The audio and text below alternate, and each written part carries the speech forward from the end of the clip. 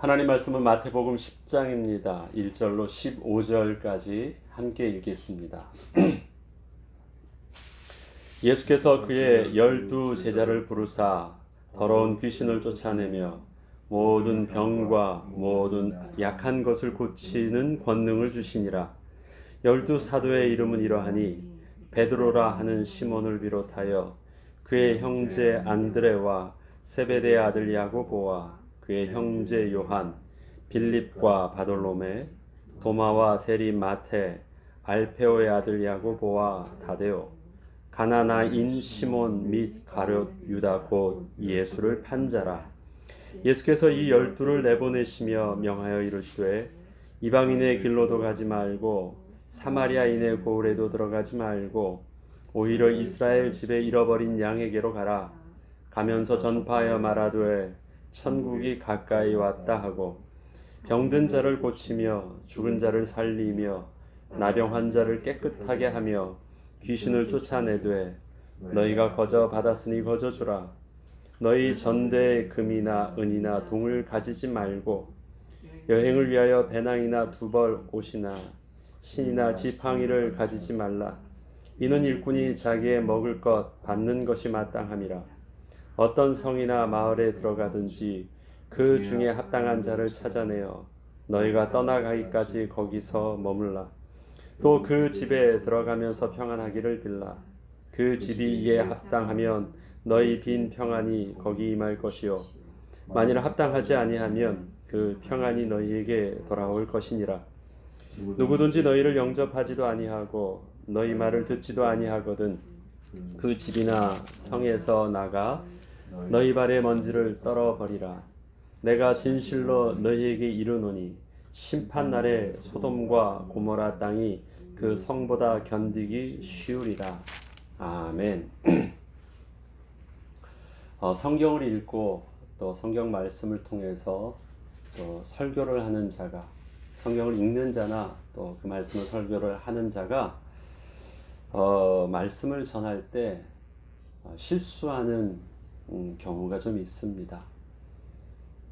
언제냐면 우리가 성경을 지키려고 하는 거예요. 그리고 우리가 하나님 편이니까 굉장히 긍정적으로 생각하려고 하고 굉장히 여기서 올바른 복음의 누가 되지 않는 어떤 말씀을 전하려는 그런 의도를 가지고 있습니다. 물론 그렇게 해야 되죠.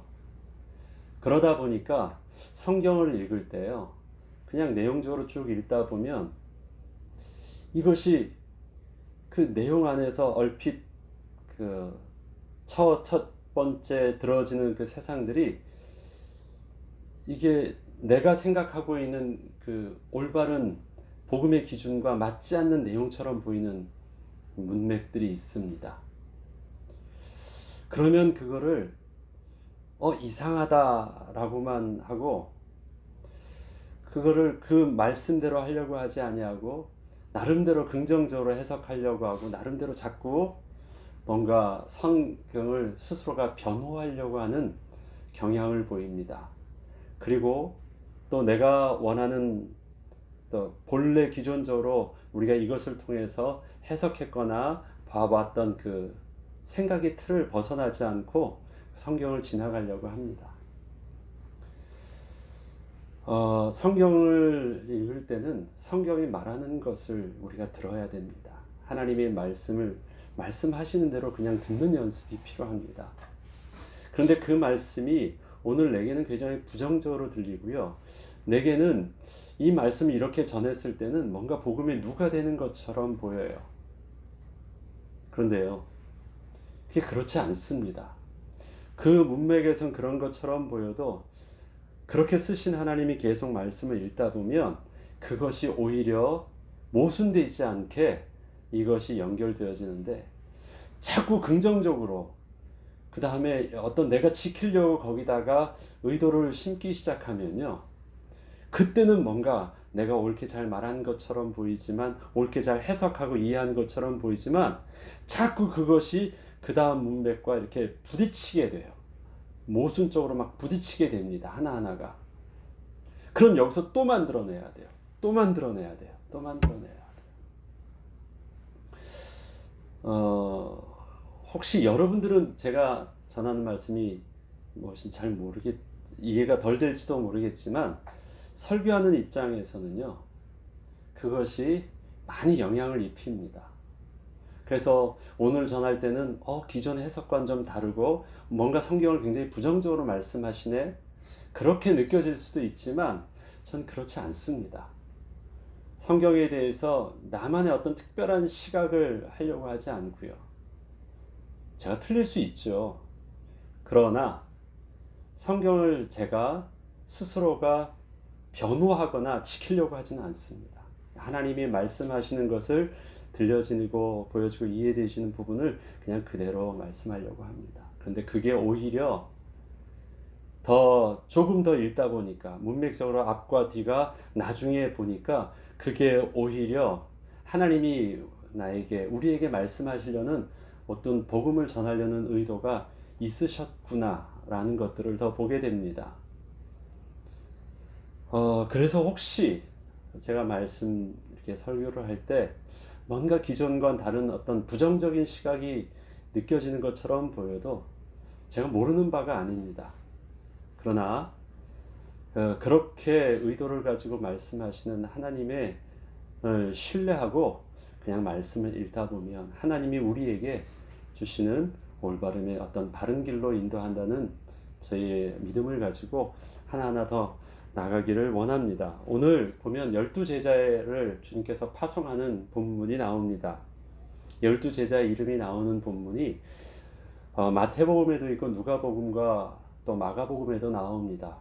그런데 그 12제자를 그 각자의 사도들은 조금은 거의 똑같지만 조금은 다른 각도로 표현을 하는데 마태만이 쓰고 있는 그 표현이 12제자를 말하는 표현이 조금은 다른 부분들이 있습니다.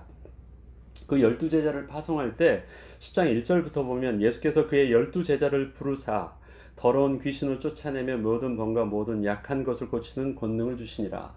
자, 지금 이 내용은 누가 하시던 일이에요? 예수님이 그냥 그렇게 하시던 일이에요. 똑같은 일들을 제자들에게 맡기신 것입니다. 12제자를 부르셨어요. 그리고 예수님이 당신이 하셨던 똑같은 일들을 그들에게도 하라고 하셨는데 그들에게 뭘 주셨습니까? 권능을 주셨습니다. 영어 표현으로 하면 더 오해가 되지 않아요. 파워를 주신 것이 아니라 authority를 주셨습니다. 권위를 주신 거예요. 권위. 자, 그러면 권능은 누가 가지고 있는 것입니까? 직분이 가지고 있는 거예요. 직분 있는 자에게 주어지는 것이 그 직분에 맞는 직분을 감당할 수 있는 권위가 그에게 담겨져 있습니다. 그러면 직분을 주신 분이 하나님이세요. 그럼 직분을 왜 주셨습니까? 직분 안에는요, 그 직분을 통해서 해야 될 역할이 있는 거거든요. 그러면 그 권능을 주셨다라는 것은 단순히 나에게 막 부릴순히 힘을 주시는 것이 아니라 그 권능을 왜 주셨는지에 대한 그 주신 위임한 자의 뜻과 위임한 자가 시킨 일이 있어요.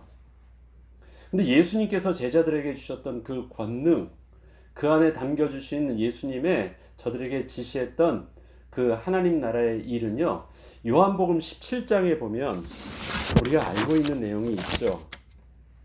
요한복음 17장에 보면 예수님께서 기도하실 때 당신이 받았던 내용들을 이렇게 표현합니다. 제가 요한복음 17장 1절, 2절, 3절을 보겠습니다. 아버지께서 아들에게 주신 모든 사람에게 영생을 주게 하시려고 만민을 다스리는 권세를 아들에게 주셨습니다. 하나님께서 예수님께 만민을 다스리는 권세를 주셨어요. 또 여기도 어서로티를 주셨어요. 그래서 다스리는 능력을 사람을 살리기도 하고 귀신을 쫓아내기도 하시고 병자를 고치시기도 하시는 능력을 주셨어요. 그런데 그 권세가 왜요? 아버지께서 아들에게 주신 사람들에게 영생을 주게 하시려는 아버지의 의도를 나를 통해서 하게 하시려는 것을 알았다라는 것이에요. 그래서 그분은 예수님은 그리스도라는 직분을 받고 이 땅에 오셨을 때, 또 그리스도의 이름 안에 담겨져 있는 능력을 행하실 때, 그것이 보내신 자, 즉 하나님께서 왜 보내시는지에 대한 명확한 방향성과 목적이 아셨어요. 당신의 사명이 뭔지를 알아셨어요. 영생을 주게 하시려고. 그래서 그 권세를 사용하셨는데, 그 권세 사용한 결과가 어떻게 나와 있습니까? 3절부터 보면 영생은 곧 유일하신 참 하나님과 그가 보내신 자 예수 그리스도를 아는 것이래요. 당신은 이 권세를 사용하셔서 귀신을 쫓아내시고 병자를 고치고 사람 살리는 일들을 하셔서 그것을 통해서 사람들이 뭘 알게 됐어요? 유일하신 하나님을 알게 되었대요. 어떻게 알게 되었을까요? 예수님 안에서 하나님의 권능을 보았어요. 예수님 안에서 하나님의 모습을 보았어요. 그래서 예수님 안에서 하나님의 아들 되신 모습을 통해서 아버지 되신 하나님을 보았어요. 그 다음에 그 예수님을 통해서 하나님께서 사명을 맡기신 그 그리스도를 보았어요. 유일하신 하나님과 그의 보내신 아들 예수 그리스도를 통해서 그리스도가 무엇인지를 알게 돼서 저들이 영생을 얻게 되었대요. 그리고 나서 4절에 보니까 아버지께서 내게 하라고 주신 일을 내가 이루었습니다. 그렇죠? 내게 하라고 하신 그 분명한 일이 있대요. 그것을 내가 이루었습니다. 그래서 그것을 통해서 이 세상을 영화롭게 하였습니다. 영화롭게 한 것은 뭐예요? 이 세상의 사람들이 하나님을 아바 아버지라 부를 수 있게 되었고 예수를 그리스도라 고백하게 되었어요. 그것을 통해서 하나님의 이름이 영화롭게 되었어요. 왜? 하나님이 하시려고 하셨던 그 일이었으니까. 그것이 하나님의 마음에 있었던 소원이셨으니까. 그것이 예수님을 통해서 그렇게 하나님 마음이 드러났으니까 그 이상 영화롭게 되는 것이 어디 있어요? 하나님의 영광이, 하나님의 사랑이 예수님의 사역을 통해서, 예수님의 순종을 통해서, 예수님의 권세 사용을 통해서 세상에 나타났으니까 그것이 바로 하나님이 영화롭게 되는 일들이에요. 그 일을 명확하게 이루었대요. 그것을 이제 제자들에게 하게 하는 것입니다. 제자들에게 직분을 주셨어요. 권세를 주셨어요. 왜? 하게 하신 일들이 있잖아요. 하나님을 영화롭게 하기 위해서. 하나님을 영화롭게 하기 위해서 저들에게 주셨던 직분을 주실 때는 직분을 위한 사명의 내용을 주셨죠. 유일하신 하나님, 그의 보내신 자 그리스도를 온전히 증거할 수 있도록 하셨대요. 그래서 그 직분을 온전히 가졌다. 그 사명을 온전히 받은 자에게 당연히 따라오는 것이 뭐예요? 어서리티예요. 권세예요. 그래서 예수님은 그 앞에도 보면 계속해서 능력을 사용하지 않으셨고 계속해서 뭘 사용하고 계셨습니까? 권세를 사용하여 주셨습니다. 제가 여러 번 설교를 할 때 예를 들었었죠. 권세와 능력을 아주 쉽게 생각할 수 있는가? 예. 교통경찰이 그 길 사거리 가운데서 손으로 이제 수신호로 차를 왔다 갔다 합니다. 신호등이 되지 않아서요. 그런데 그 수신호에 따라서 차가 서고 또 차가 갑니다. 그런데 그 수신호 할 때 손을 딱 하니까 차가 섰어요. 차가 쓴 이유는 그 경찰 손에 있는 장풍이 서게 한 것이 아닙니다. 그는 아주 연약한 여인이라 할지라도 그가 손을 딱 대면 그 차는 딱 서요. 왜? 그의 입고 있는 의복이 바로 그의 직분이고 그가 그것을 지시할 수 있는 권세를 가진 걸 알기 때문에요. 그 손에 자그마한 손끝에 쓰는 것입니다. 그게 권세예요. 슈퍼맨이 후 하면 불면서 우리 영화 보면 나오잖아요. 세우는 것은 권세가 아니라 능력입니다. 앞에서 병을 고치시고 또 풍랑을 꾸짖으시고 그 표현 자체는 다 뭡니까? 권세를 사용하고 계시다라는 거예요. 제자들이 예수님을 따라다니면서 훈련받은 능력과 실력이 있는 것이 아니라 그렇게 다니면서 뭘 봤습니까? 하나님 나라의 일이 무엇인지를 본 거예요. 예수님의 권세를 통해서. 하라고 하신 일이 무엇인지를 보았고요. 그 일 때문에 하나님께서 주신 것이 무엇인지를 보았어요. 그래서 제자를 보내실 때도 하나님께서 내게 부탁하신 일들을 너에게 부탁하신다고 해서 그 부탁하신 일들을 위임하셨고요. 위임하실 때 하나님께서 아들에게 주셨던 그 권세를 동일하게 너희들에게도 이 일을 하려면 하나님께서 그러한 일들을 할 수 있도록 능력도 주신다라는 것을 가르쳐 주셨고 약속을 하여 주셨어요. 그래서 저들은 가서 그 일들을 하면서 하나님의 약속이 진짜였나라고 생각을 하고 위임한 일들을 하면서 권세를 사용하는데 권세가 작동하는 거예요. 그래서 저들이 흥분하기 시작해요. 예수님, 내가 예수님의 주의 이름으로 이 복음을, 하나님 나라의 복음을 선포할 때 정말 귀신이 떠나갔어요. 정말 또 예수님께서 하셨던 대로 병자가 치유함을 받았어요. 뭘 확인하게 된 거예요? 내게도 능력이 임했어요. 그걸 확인한 게 아니에요. 이 권세를 위임하신 분이 위임하신 약속대로 그 권세가 나를 통해서도 능력으로 드러날 수 있게 하여 주셨어요. 그것을 흥분하고 말하는 것이에요. 그런데 그게 자랑할 것인가요? 나도 능력 있는 사람이 됐다라고 자랑할 것인가요? 아니에요. 내가 하나님의 위임받은 그 일들을 하려고 하니까 위임하신 분이 내게도 주신 이 위임받은 그 권세를 함께 주셨다는 것을 알고 내가 감사할 뿐입니다. 그건 내 것이 아니거든요. 나는 뭘 가져왔기 때문에 권세가 따라왔냐면 위임하신 이의 사명을 가져왔기 때문에 직분을 내가 온전히 직분대로 순종하였기 때문에 직분을 주신 분이 약속하신 대로 그 권세가 작동하도록 하신 거예요. 그게 바로 하나님 나라가 선포되어지고 있는 일들이었습니다. 그래서 나아갑니다. 좀 앞에가 길었는데 뒤에 보면요. 권능을 주셨는데 12사도의 이름 속에서 특별히 마태가 지칭하는 이름들이 있습니다. 베드로라 하는 시몬. 베드로는 히브리어로 게바, 반석. 게바는 아람어고요. 베드로는 히브리어로 반석이란 동일한 뜻입니다. 예수님이 주신 이름이에요. 그런데 베드로는 시몬이란 이름을 쓰지 않고 그때부터 이제 완전히 예수님께서 주셨던 그 이름 베드로란 이름을 씁니다.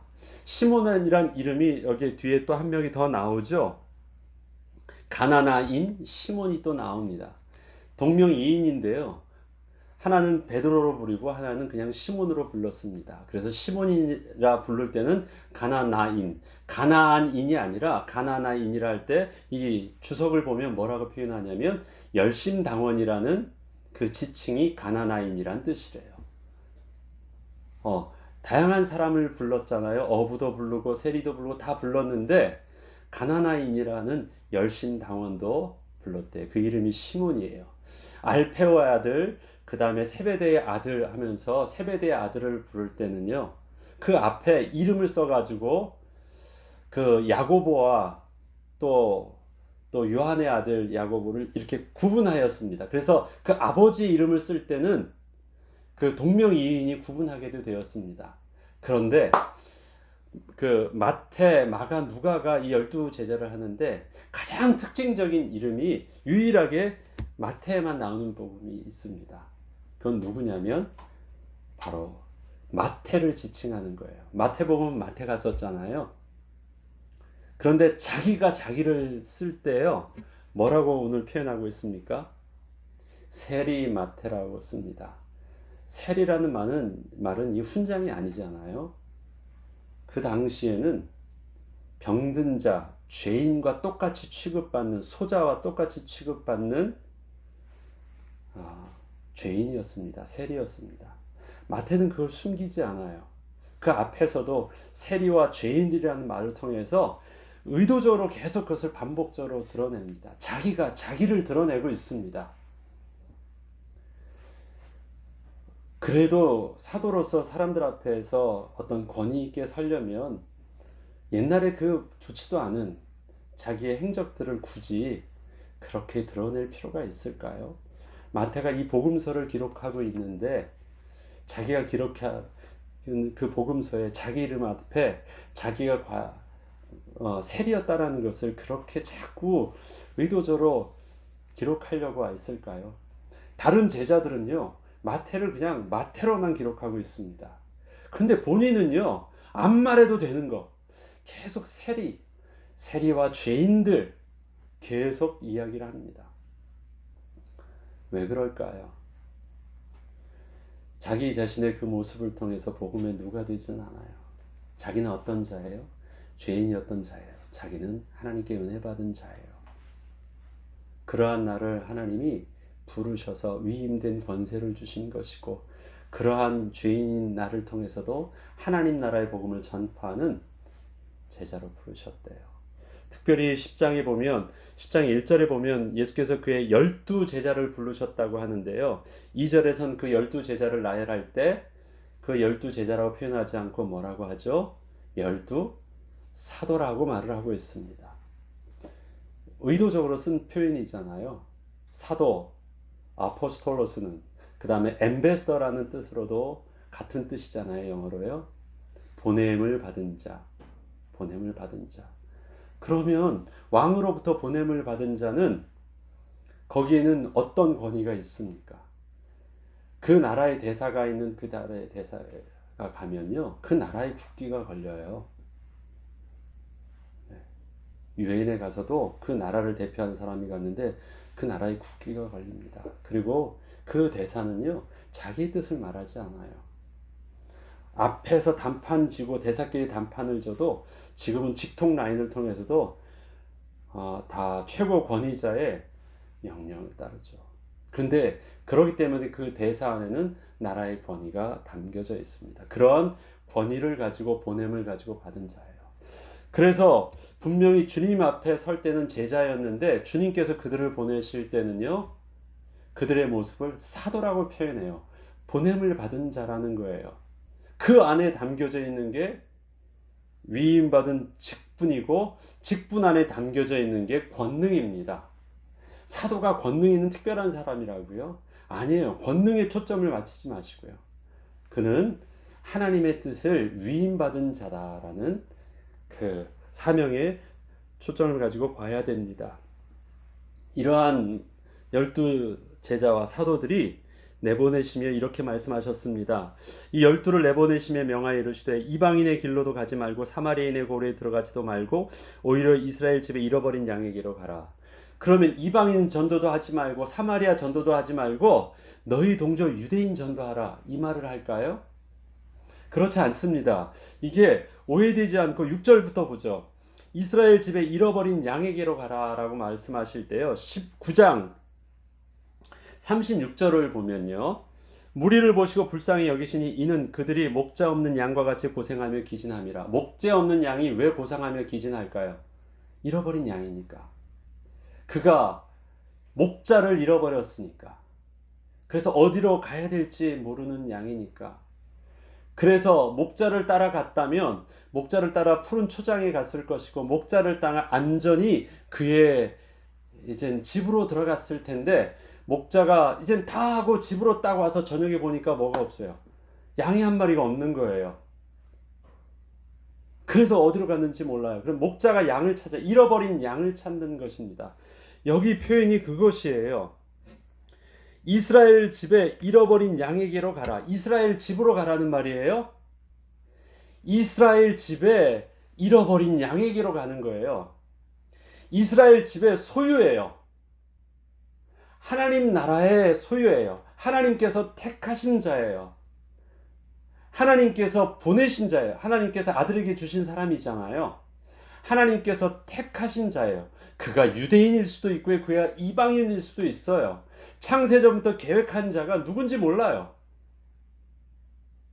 그런데 그 하나님의 택하신 자 중에서 아직 목자를 찾지 못한 자, 잃어버린 자, 그래서 어디로 가야 될지 몰라서 기진하여 목마른 자. 자, 그러면 집에 딱 했는데 잃어버린 양이 있어요. 목자는 잃어버린 양을 찾기 위해서 어디로 갈까요? 집 근처로는 안 가겠죠? 익숙하지 않은 곳, 그가 길을 잃어버릴 수 있는 그곳을 가요. 골짜기도 갈 거예요. 전혀 가지 못했던 다른 곳을 막 가겠죠.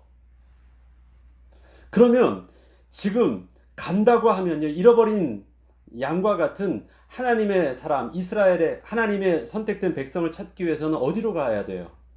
이방인의 길로도 갈 수 있어요. 사마리아도 갈 수 있어요. 맞죠? 잃어버린 양을 찾으러 가는 것이니까. 여기서 보면 유대인 그 바운더를 떠나지 말라는 것이 아니라 너가 나가는데 방향성을 가지고 목적을 가지고 너가 무엇을 찾아야 되는지에 대한 정확한 포인트를 가지고 나가라는 것이에요. 그러면 그 포인트가 뭐예요? 잃어버린 양을 찾으러 가는 것입니다. 그러면 그 앞에 보죠. 그런데 두 가지 표현을 쓴 것이에요. 이방인의 길로도 가지 말라.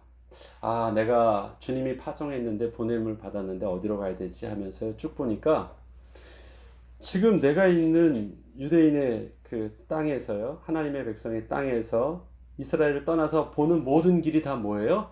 이방인의 길이에요. 아무데나 가죠. 어디로 갈까 침에서 딱 튀겨서 갈 수도 있어요.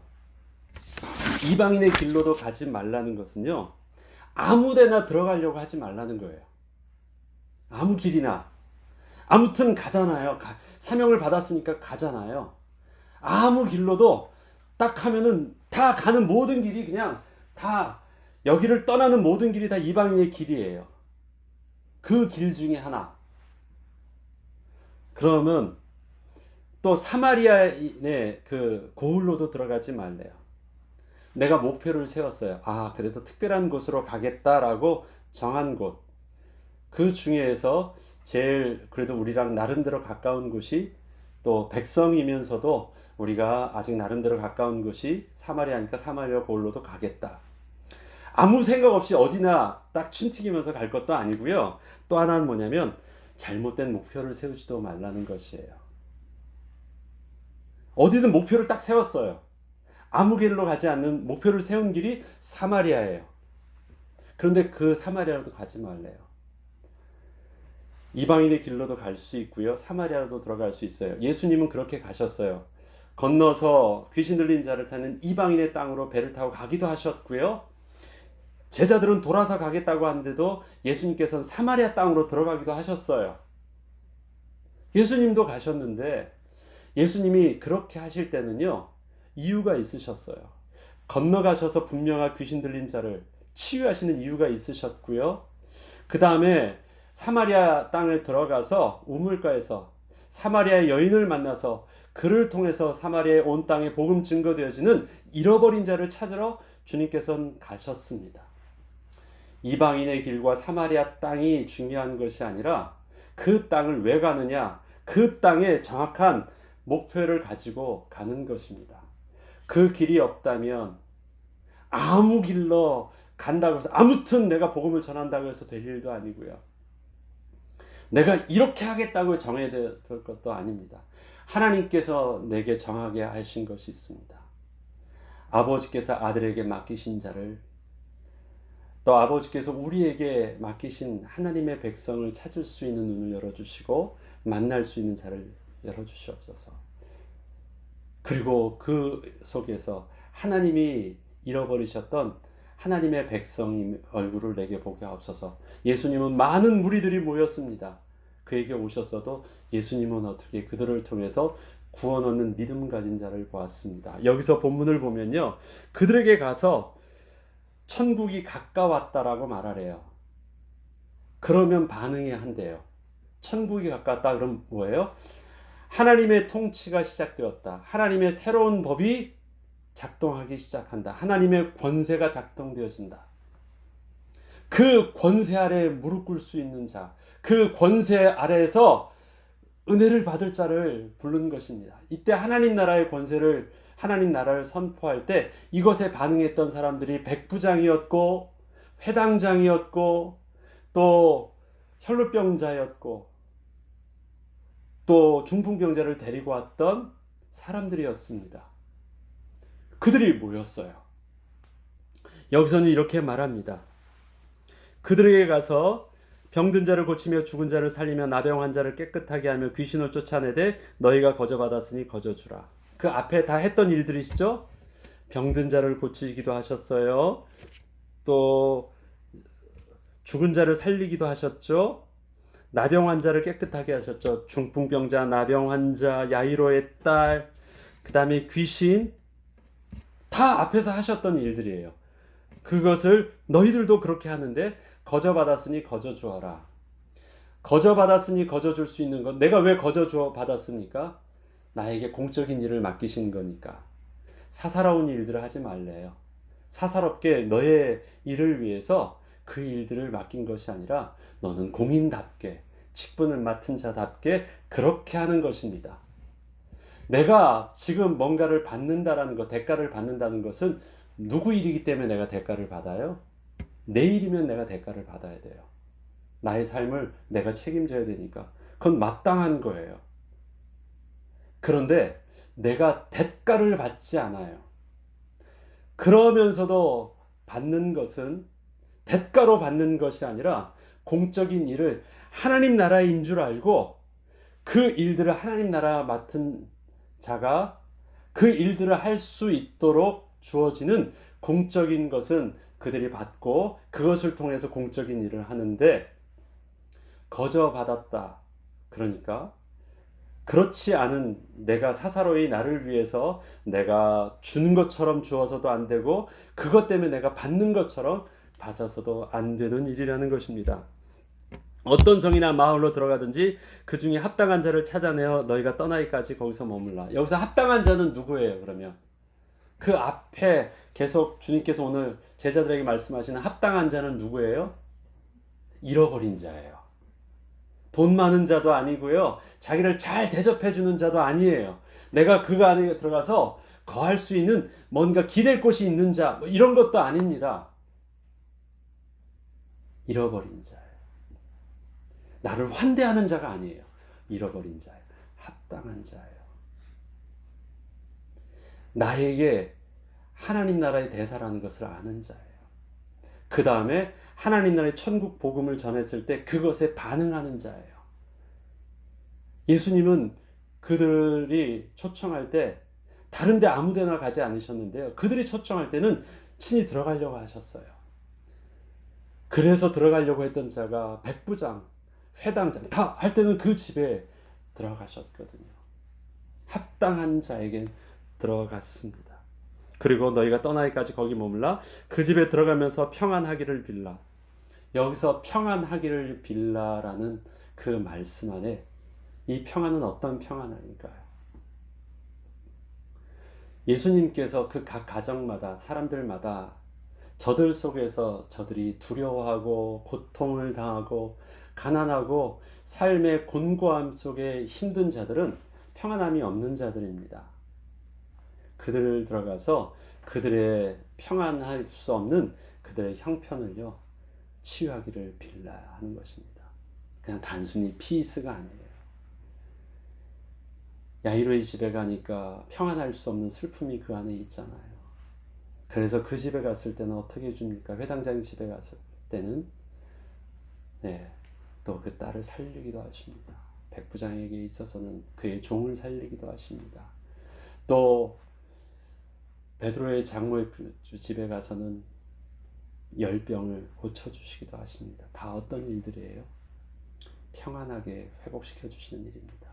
그 가운데 하나님 나라의 소식이 전파되어지니까 하나님 나라의 소식을 가진 그 대사가 들어오니까 그 하나님 나라의 권세를 통해서 잃어버렸던 평화가 그 가정에 임해요. 나에게 복 주니까 너도 하나님 복 주시길 원합니다. 단순히 그냥 블레싱이 아니에요. 하나님 나라인 줄 알고 맞이하는 저들에게 있어서 그것은 합당하게 어떤 일로 일어나요? 하나님의 평안으로 임해요. 그러나 저들이 다른 마음을 가지고 다른 하나님 나라가 아닌 다른 마음을 가지고 그 합당하지 않으면 어떤 일들이 나요? 그들에게 그 합당한 평안이 임하지 아니하고 그것은 너희들을 거부하고 있는 저들은 너희를 거부하지만 그 평안은 누구에게 임해요? 그 평안이 빈 자를 통해서 임해요. 이 말은 뭡니까? 어디를 가서 내가 전대를 가지고 내가 또 이틀 유할 것이나 어떤 나를 위해서 하지 않아도, 심지어는 사람들이 나를 거부해서 나를 맞이하지 않는다 할지라도요, 내가 빌었던 하나님 나라의 복음, 하나님 나라의 평안은 저들에게 배척받은 나를 통해서도 하나님 나를 보호하여 주세요. 나이가 그것 때문에 망하지 않게 하세요. 그것 때문에 하나님 나라의 직분을 감당하는 것을 막지 않게 하여 주셨대요. 그래서 그 복이 어떻게 해요? 너에게 돌아갈 것이래요. 지금 누구에게 하는 말입니까? 12사도에게, 보낸 12사도에게 하는 것입니다. 그러니까 너는 너를 위해서 걱정하지 말고, 네가 혹시나 어디 가서 굶을까봐, 어디서 뭐 잘못될까봐 뭐 너희 다른 것을 챙겨가지고 다니지 않아도 된다. 하나님께서 어디든 가면 이미 예비된 하나님의 백성이 있을 것이고, 하나님께서 그 예비된 자를 통해서 하나님의 일들은 멈춰지지 않도록 하시겠다고 말씀하신 것입니다. 14절부터 보죠. 13절부터 보면, 그 집이 이에 합당하면 너희 빈 평안이, 너희가 빌어준 그 빈 평안이 거기 임할 것이요, 만일 합당하지 아니하면 그 평안이 너희에게 돌아올 것이니라. 잃어버린 자가 아니며 누구든지 너희를 영접하지도 아니하고 너희 말을 듣지도 아니하거든 그 집이나 성에서 나가 너희 발의 먼지를 떨어버리라. 먼지를 떨어버리라. 그 사람을 저주하는 말일까요? 그거 아니에요. 그 사람하고는 상관없어요. 그런데 내게 뭐가 있어요? 그 사람 안에서 받았던 영향력들이 있어요. 상처도 있을 수 있고요. 서운함도 있을 수 있고, 아주 내게 있어서 인격적으로 모독을 당했던 것도 있을 수도 있고요. 굉장한 다양한 거절의 상처가, 영적인 상처와 정신적인 상처와 육신적인 아픔이 있을 수도 있어요. 어떻게 해요? 기억하지 마. 괜찮아. 문제되지 않아.